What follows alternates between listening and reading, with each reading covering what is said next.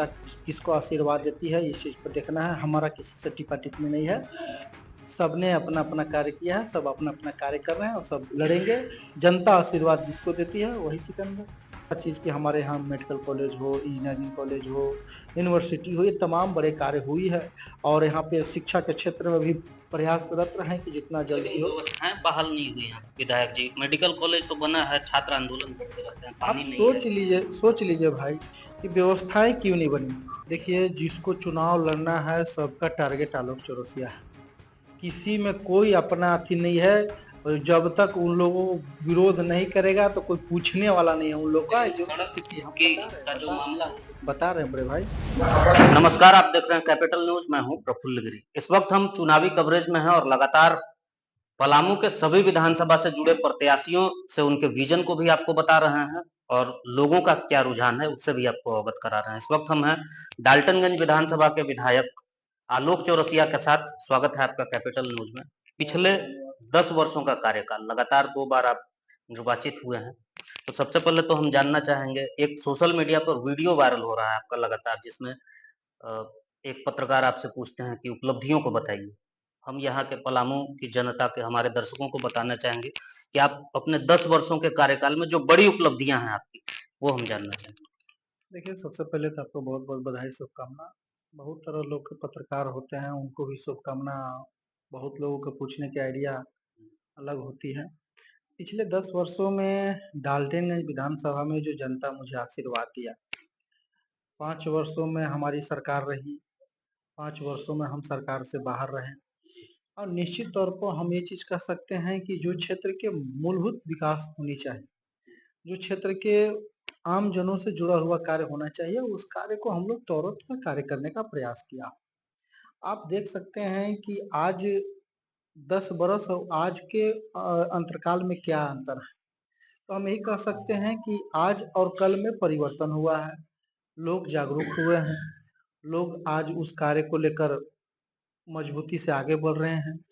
तो चाहे वो विकास किसी भी क्षेत्र में हो, चाहे वो सड़क के क्षेत्र में हो, बिजली का क्षेत्र में हो, पानी के क्षेत्र में हो, हमारी सरकार कार्य की है, भारत सरकार भी कार्य की है। तो इस कार्य को लेकर हम लोग जनता के बीच में जाएँगे और जनता ने जो आशीर्वाद पिछले 2 चुनाव में दिया है, इस चुनाव में भी जनता इस राज्य के मजबूती से इस राज्य के विकास के लिए और इस राज्य के विकास की राह पर ले जाने के लिए भारतीय जनता पार्टी के पक्ष में मत करेगी और आपके चैनल के माध्यम से मैं यही आग्रह करूंगा कि डाल्टनगंज विधानसभा की जनता भारतीय जनता पार्टी को वोट दे।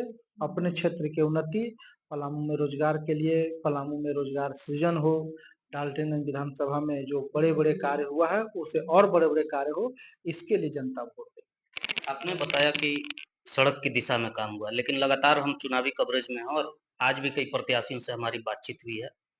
वो सीधा आप पर आरोप लगा रहे हैं कि जो चैनपुर से सेमरा का जो रोड है, खास करके चैनपुर के आसपास ही थाना से नजदीक में काफी उसकी स्थिति बदहाल है। क्या वजह है और निशाना बना रहे हैं आपको निशाने पर? देखिए, जिसको चुनाव लड़ना है सबका टारगेट आलोक चौरसिया है। किसी में कोई अपना अथी नहीं है और जब तक उन लोगों विरोध नहीं करेगा तो कोई पूछने वाला नहीं है उन लोग का लेकिन जो सड़क स्थिति हम की का जो मामला है, बता रहे हैं बड़े भाई कि आज डाल्टनगंज विधानसभा जो चैनपुर की सड़क की बात आप कर रहे हैं ना, वो सड़क का स्वीकृति 114 करोड़ की योजना में सैंक्शन हो चुका है। और उस सड़क का स्वीकृति आज नहीं हुआ है, उस सड़क का स्वीकृति हुए कम से कम 6 से 7 महीना पहले हुआ है। हम लोगों ने रांची से मिलकर डाल्टनगंज से यहाँ पे तमाम जगहों पर जाकर उसको हम लोगों ने मजबूती से करने के काम किया। दुर्भाग्य है कि राज्य में हमारी सरकार नहीं है। बगल में हमारे मंत्री जी हैं, आप जाके पूछ सकते हैं कि मंत्री जी से हम 2-2 बार इस सड़क को लिए बात किए। हम खुद मुख्यमंत्री जी के पास गए, लेकिन दुर्भाग्य है कि हम सत्ता में नहीं है, वो सत्ते में हैं। उनको लगेगा कि ये सड़क बन जाएगा तो डाल्टनगंज का विकास हो जाएगा, जिसलिए जनता आज स्वाभाविक है कि जनप्रतिनिधि के ऊपर कह रहे हैं, जनप्रतिनिधि के ऊपर अपना बात रख रहे हैं, कि ये सड़क नहीं बना है, ऐसे है, दिस है, दैट है।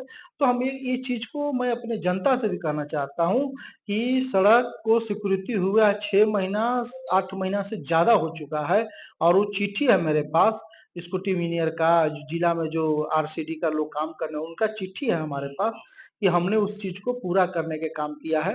लेकिन दुर्भाग्य है कि राज्य सरकार की सोच की वजह से राज्य सरकार कभी नहीं चाहा कि ये सड़क बने। उसके चलते लास्ट कैबिनेट जब हो रहा था अभी हाल-फिलहाल में, हमने उसमें भी कुछ पदाधिकारियों को, मंत्री जी को फ़ोन करके बोला कि कुछ करिए मत लेकिन मेरा सड़कवा का कैबिनेट से पारित करा दीजिए। जब कैबिनेट से पारित हो जाएगा तो जनता जान जाएगा कि ये सड़क का कैबिनेट पारित कर दिया, 114 करोड़ की योजना जनता के बीच में समर्पित हो गया। तो निश्चित तौर पर हमारी सरकार आती है, हम लोग आते हैं, तो हम लोग ज़रूर इस सड़क को जितना जल्दी हो इसको हम लोग अच्छा बनाने का काम करेंगे। एक और प्रश्न पूछना चाहेंगे आपसे। चुनाव आमतौर पर प्रत्याशियों के लिए एक चुनौती होती है और खास करके हम भारतीय जनता पार्टी से आप प्रत्याशी हैं, तो बात करें तो भारतीय जनता से टिकट लेना ही पहले एक चुनौती बनी थी, जैसे कई दिग्गज दावेदार मैदान में थे। एक चुनौती तो आपने पार कर लिया है। अब इस विधानसभा चुनाव को आप चुनौती के तौर पर देख पा रहे हैं या सहज है आपके लिए? देखिए, हर चीज़ को अगर हर तरीके से लेकर चले तो हर चीज़ को कार्य करने में सरलता होनी चाहिए। आज अगर हम आपसे कह दें कि ये चुनौती है, ये अति है, अरे भैया 10 वर्ष हम क्षेत्र में जनता का विकास किया। हमें वो दिन याद है कि जो गरीब-गुरबा को कोई पूछता नहीं था, कमज़ोर से कमज़ोर समाज में कोई बैठने के लिए बोलता नहीं था, हम उसका नेतृत्व किए हैं। और वो समाज हमको आज इस कहीं न कहीं 2014 में, 2019 में और सभी जाति, सभी धर्मों का आशीर्वाद से हम विधायक बने हैं। तो हम आज क्षेत्र में घूम रहे हैं तो लोगों का आशीर्वाद मुझे मिल रहा है, लोगों का स्नेह-प्यार मुझे मिल रहा है और निश्चित तौर पर हर चुनौती को मजबूती से लड़ने के लिए तैयार हैं और चुनौती को चुनौती नहीं समझते हुए क्षेत्र की जनता के आशीर्वाद से आगे बढ़ने का हम प्रयास कर रहे हैं और हमें पूरा विश्वास है कि डाल्टनगंज विधानसभा की जनता डाल्टनगंज में कमल खिलाएगी और इस राज्य में एक मजबूत सरकार बनाएगी जो भारतीय जनता पार्टी की सरकार होगा। एक सवाल और हम आपसे पूछना चाहेंगे, इस बार के चुनावी मैदान में, चूँकि पहले आपकी टक्कर केंद्र त्रिपाठी से होती थी, इस बार इंदर सिंह नामधारी के सुपुत्र दिलीप सिंह नामधारी भी मैदान में हैं। हालाँकि वो निर्दलीय प्रत्याशी के तौर पर हैं, लेकिन उनके पक्ष में इंदर सिंह नामधारी भी उतर गए हैं और वो भी गाँव-गाँव जा रहे हैं, चूँकि उनका पुराना पैठ है, उनके पुराने कार्यकर्ता हैं। तो आप किसे अपना प्रतिद्वंदी मान रहे हैं? केंद्र त्रिपाठी से आलोक चौरसिया की लड़ाई है या दिलीप सिंह नामधारी से? देखिए, ये सब कहने की बात है। डाल्टनगंज विधानसभा में जितने प्रत्याशी उठे हैं, सबकी अपनी-अपनी राजनीति करने के आइडिया है। हम आज भारतीय जनता पार्टी के प्रत्याशी हैं, तो हमारी अपनी राजनीति करने का आइडियोलॉजी है। तो निश्चित तौर पर जनता के बीच में सब जा रहे हैं। जनता किसको आशीर्वाद देती है, इस चीज़ को देखना है। हमारा किसी से टिपा-टिप्पणी नहीं है। सबने अपना-अपना कार्य किया है, सब अपना-अपना कार्य कर रहे हैं और सब लड़ेंगे। जनता आशीर्वाद जिसको देती है, वही सिकंदर। चलिए, एक अंतिम सवाल, आपने बताया कि आप क्षेत्र में जा रहे हैं, लोगों का आशीर्वाद मिल पा रहा है। लेकिन अगले 5 वर्षों के लिए क्या आपकी रूपरेखा है? पहली 2 बड़ी प्राथमिकताएँ हम आपसे जानना चाहेंगे कि इस बार अगर आप चुनाव जीतते हैं, तो वो कौन-सी 2 बड़ी कार्य योजना है जिसे आप पूरा करना चाहेंगे? इस वर्ष जनता के आशीर्वाद से डाल्टनगंज का विधायक बन बन रहा हूँ, तो मैं आपको बता दूँ कि हम लोग का जो भारतीय जनता पार्टी का जो अभी मैनिफेस्टो आया है, पंचतंत्र और जो अभी मैनिफेस्टो आने वाला है, उसमें आप देखे होंगे कि पलामू में रोज़गार की सबसे बड़ी बात होने वाली है।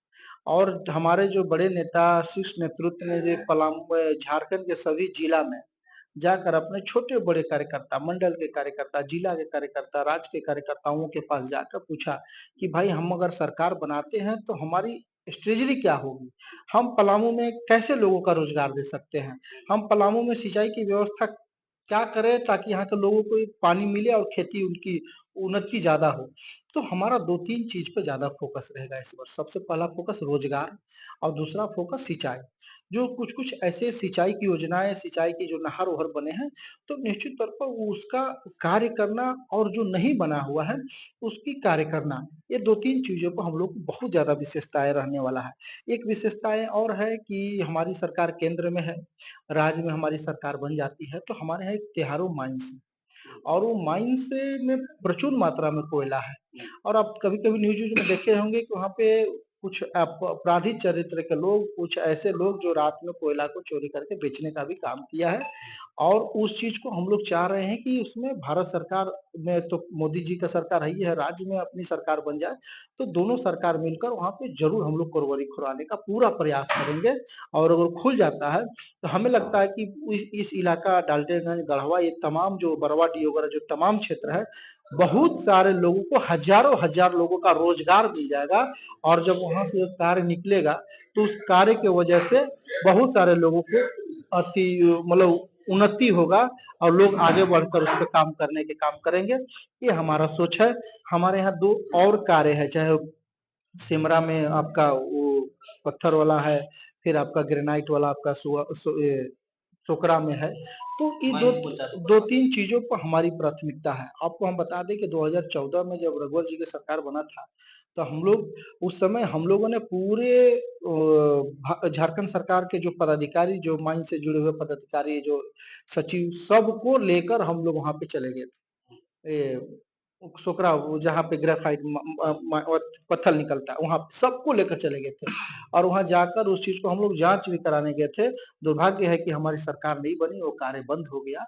आज मुझे पूरा विश्वास है कि अगर हम सरकार आता है तो ये 3-4 चीज जो है जिससे लोगों की जरूरत है उसको हम लोग पूरा करने के काम करेंगे। दूसरा चीज कि हमारे यहाँ मेडिकल कॉलेज हो, इंजीनियरिंग कॉलेज हो, यूनिवर्सिटी हो, ये तमाम बड़े कार्य हुई है और यहाँ पे शिक्षा के क्षेत्र में भी प्रयासरत रहें कि जितना जल्दी हो। व्यवस्थाएं बहाल नहीं हुई हैं विधायक जी। मेडिकल कॉलेज तो बना है, छात्र आंदोलन करते रहते हैं, आप पानी नहीं है। सोच लीजिए भाई कि व्यवस्थाएं क्यों नहीं बनी। जिस सरकार ने इतना बड़ा बड़ा बिल्डिंग बनाया, लोगों को रहने का, खाने का सारा व्यवस्था बनाया, और अभी वर्तमान के सरकार को इसको और चुस्त करना, दुरुस्त करना चाहिए कि भाई हमको अगर बनले बनावले सारा व्यवस्था मिला है तो हम उसमें थोड़ा सा और ज्यादा क्यों ना व्यवस्था बनाकर उसको पूरा करने के काम करें। ये दुर्भाग्य है कि पलामू समेत तमाम प्रमंडल के क्षेत्रों में मेडिकल कॉलेज का निर्माण हुआ है और कहीं ना कहीं उस मेडिकल कॉलेज में छात्र आज भी पढ़ रहे हैं, लेकिन कुछ ऐसी असुविधाएं हैं जिसको उनको लाभ नहीं मिल पा रहा है। निश्चित तौर पर भारतीय जनता पार्टी आती है तो इसको दुरुस्त करने के काम करेगा। ये आपने सुना, हमारे साथ आलोक चौरसिया थे, जो लगातार डाल्टनगंज भंडरिया विधानसभा से 2 बार क्षेत्र का प्रतिनिधित्व कर चुके हैं और उन्होंने स्पष्ट तौर पर बताया कि इस बार इनकी जो प्राथमिकता होगी वो रोजगार के क्षेत्र में कार्य करना, सिंचाई के क्षेत्र में कार्य करना और जो भी इनके विधानसभा क्षेत्र में माइंस बंद पड़े हैं उन्हें खुलवाकर भी रोजगार के अवसर को बढ़ाना। आगे और प्रत्याशियों से हम मिलते रहेंगे और उनके विजन से आपको अवगत कराते रहेंगे। आप देखते रहिए कैपिटल न्यूज।